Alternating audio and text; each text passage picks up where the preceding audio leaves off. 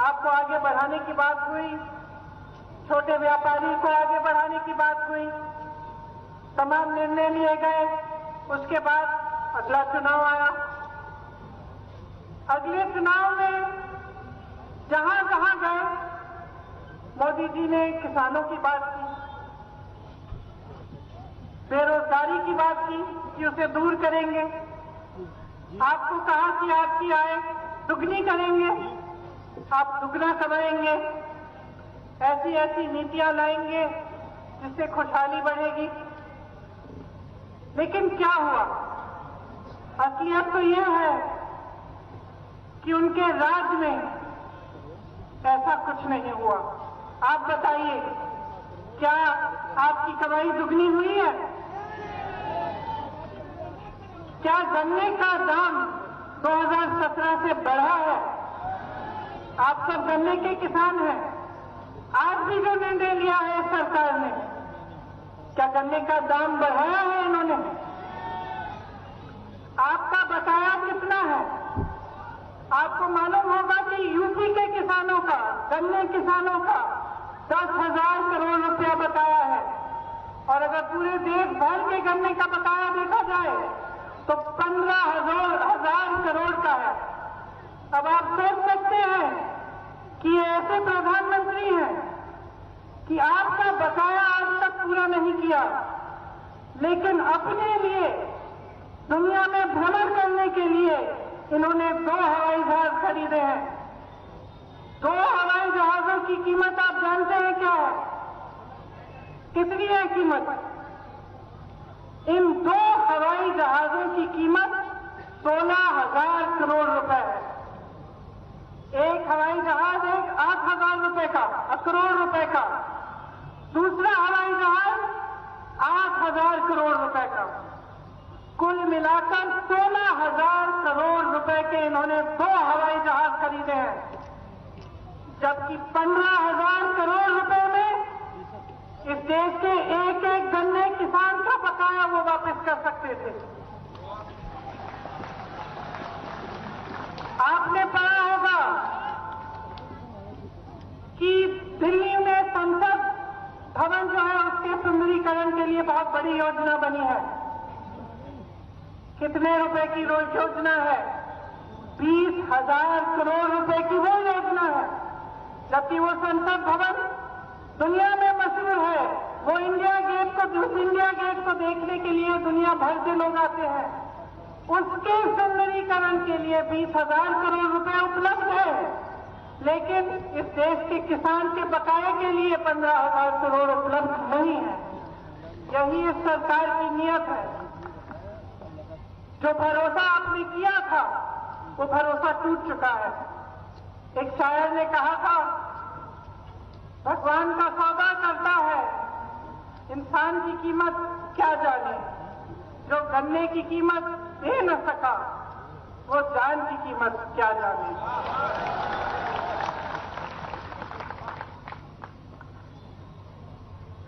अब जैसे कि आपके ऊपर काफी संकट नहीं थे, इस सरकार ने 3 नए कानून जारी किए हैं, और जितना भी आंदोलन हो रहा है देश में, जो किसान 80 दिनों से दिल्ली के बॉर्डर पे सर्दी में इतने दिनों से बैठे हुए हैं, अब गर्मी की तैयारी कर रहे हैं, वो किस लिए बैठे हैं? प्रधानमंत्री जी कहते हैं कि ये जो कानून बने हैं ये किसान की भलाई के लिए बने हैं। ठीक है, मान लेते हैं कि किसान की भलाई के लिए बनाए हैं आपने कानून। तो जब किसान मना कर रहा है, जब किसान कह रहा है कि भैया मुझे आपके कानून नहीं चाहिए, तो आप इनको वापस क्यों नहीं ले लेते? क्या किसी की भलाई जबरदस्ती करते हैं? क्या आपकी समझ इस देश के करोड़ों किसानों की समझ से ज्यादा है? क्या ये नहीं जानते कि इनकी भलाई के लिए क्या है, क्या नहीं है? फिर सरकार कहती है शायद समझ नहीं पाए हैं कि कानून क्या है। इसलिए मैंने सोचा आज मैं यहां आई हूं, आपको बता देती हूं कि ये 3 कानून क्या है। देखिए, 1955 में पंडित जवाहरलाल नेहरू ने जमाखोरी के खिलाफ कानून बनाया था, क्योंकि जमाखोरी के चलते किसान पिस रहा था। आज जो पहला कानून बना है, उससे इस सरकार ने जमाखोरी करने की पूरी अनुमति दे दी है।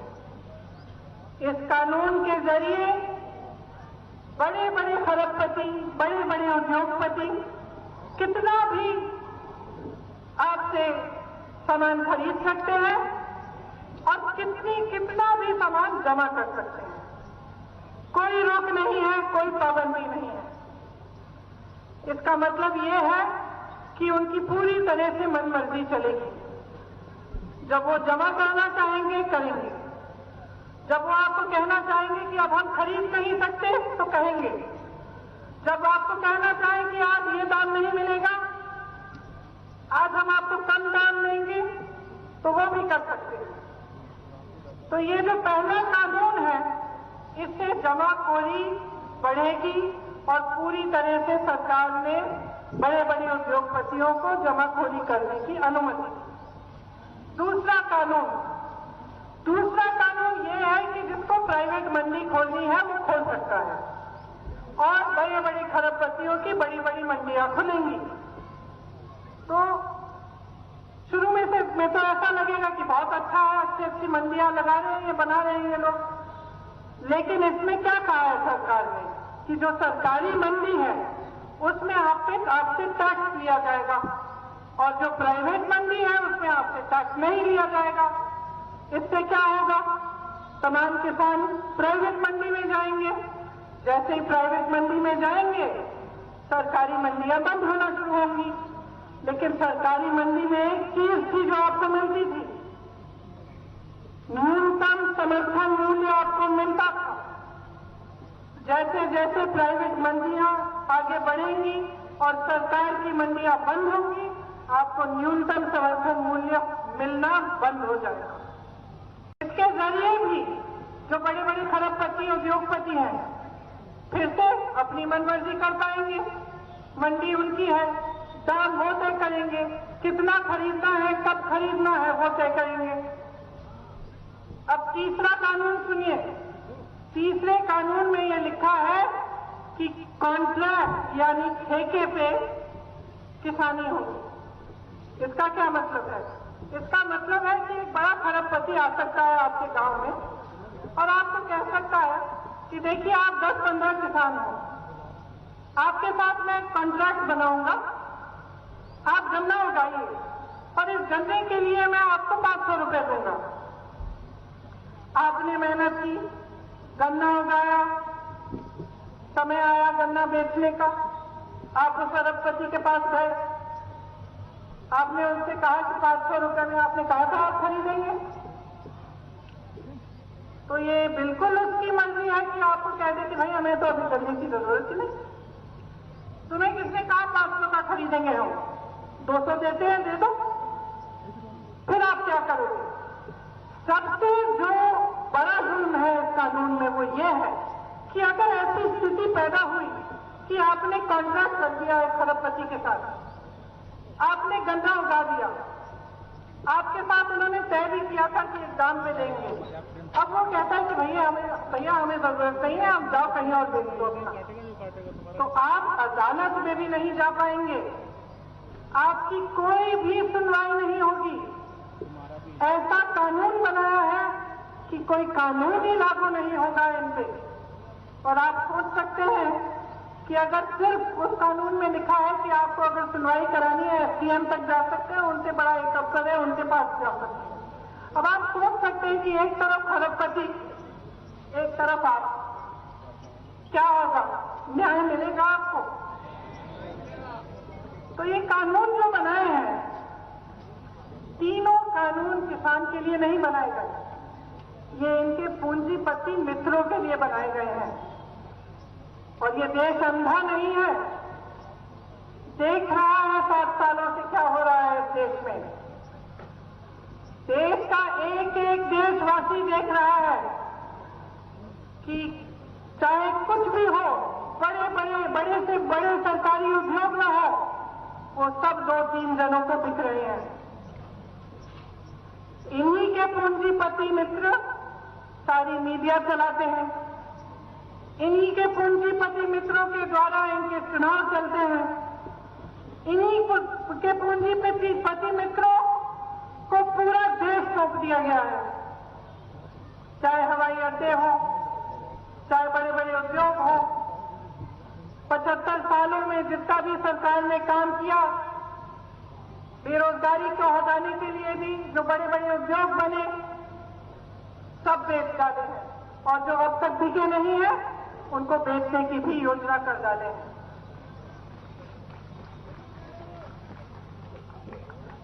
तो आप सोच सकते हैं कि ऐसी सरकार आपके लिए क्या करेगी, और अगर अभी भी आपको इनसे उम्मीद है तो जरा गहराई से सोचिए कि आपके लिए कुछ करने नहीं वाले हैं।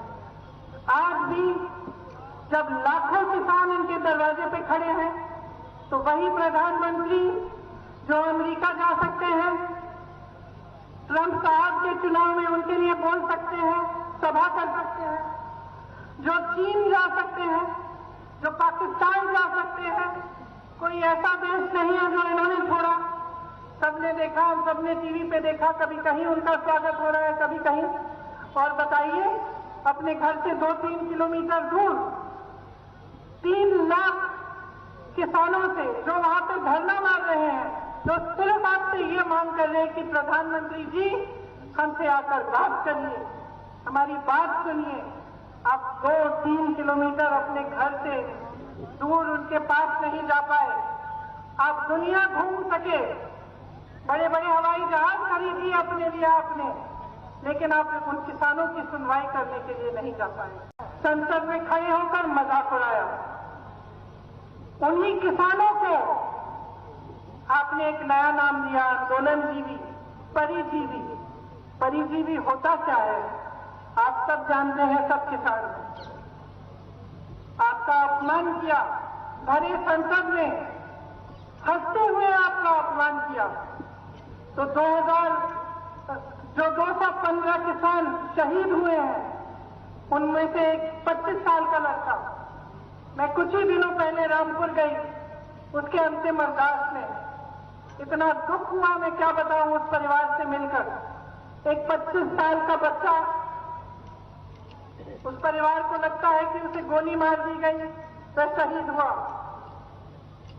उसकी मां मेरे पास बैठी थी, पूरे समय कुछ बोली नहीं, आंखों में आंसू थे, और आप संसद में खड़े होकर मजाक उड़ा रहे हैं, आप परिजीवी कह रहे हैं, आपके मंत्री देशद्रोही कह रहे हैं।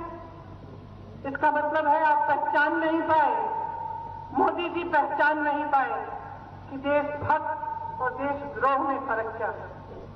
कि सिर्फ एक देशभक्त शांतिपूर्वक आंदोलन में 80 दिनों से हर समस्या को झेलते हुए सड़क पर बैठकर शांति से आपसे मांग सकता है कि अपना अधिकार मिले उसे।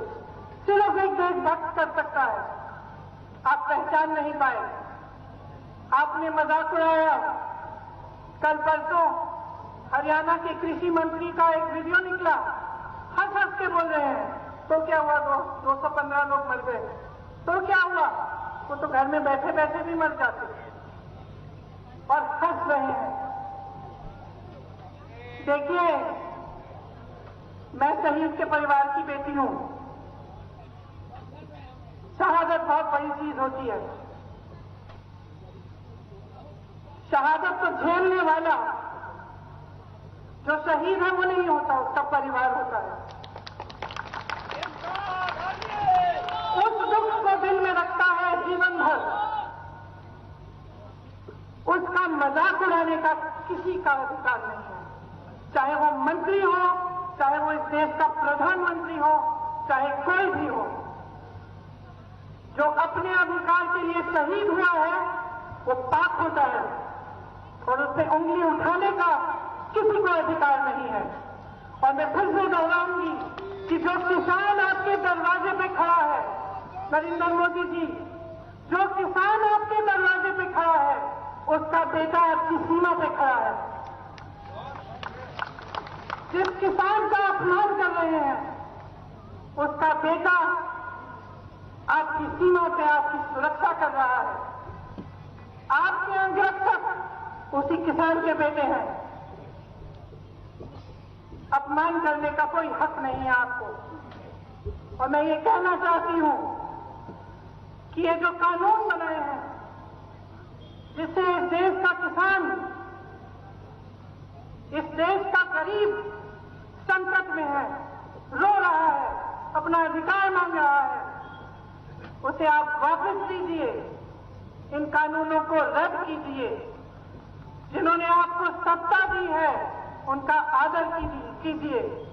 जिन्होंने आपको सत्ता दी है उनको अपमानित मत कीजिए। देखिए, जिसको सत्ता मिल जाती है दो तरह के नेता होते हैं। कुछ ऐसे नेता होते हैं जिनको बहुत अहंकार हो जाता है, वो भूल जाते हैं कि सत्ता देने वाला कौन है। इस देश के इतिहास में बार बार हुआ है कि ऐसा नेता जब अहंकार में आ जाता है तो देशवासी उसको सबक सिखाते हैं।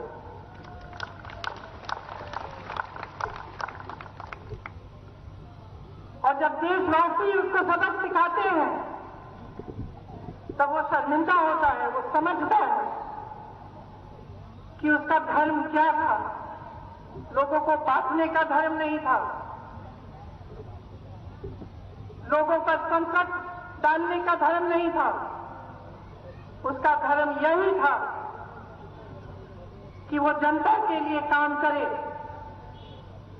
जनता का विकास कराए, सर्वप्रथम जनता को रखे और अपने आप को पीछे रखे।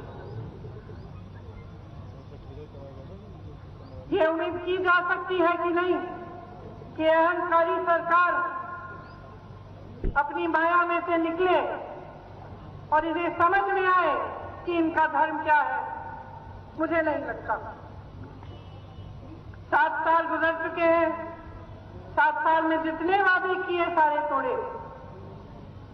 7 साल में जो छोटा व्यापारी था उसकी कमर तोड़ी, किसान उसकी कमर तोड़ी, गरीब उसको मदद नहीं किया, सिर्फ अपने बड़े बड़े दोस्तों, अपने पूंजीपति मित्रों का की मदद की। तो अब मुझे नहीं लगता कि उम्मीद है कि आपके लिए ये काम करेंगे। लेकिन मुझे आप पर भरोसा है, इस देश की जनता पर भरोसा है और आपसे बहुत बड़ी उम्मीद है। मुझे उम्मीद है कि आप पीछे नहीं हटेंगे, कि आप अपने अधिकारों के लिए लड़ेंगे और इस लड़ाई में कांग्रेस पार्टी का एक एक कार्यकर्ता आपके साथ खड़ा रहेगा।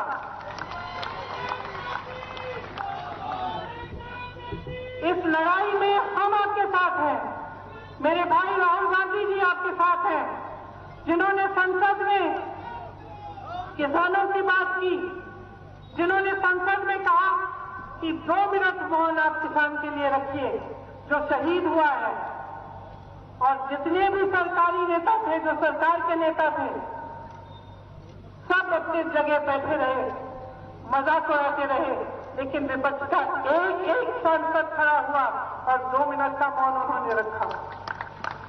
राहुल गांधी आपके साथ है, कांग्रेस पार्टी का एक एक नेता आपके साथ है, एक एक कार्यकर्ता आपके साथ है।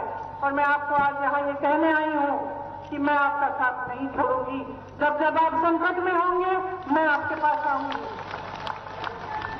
और मेरी जान, मेरा घर आप है। बहुत बहुत धन्यवाद। मैं आप सबसे आग्रह करूंगी कि जो 215 किसान आंदोलन में शहीद हुए हैं उनके लिए हम 2 मिनट का मौन रखें। धन्यवाद। ABP Sonja, जोश, जज्बा, जुनून।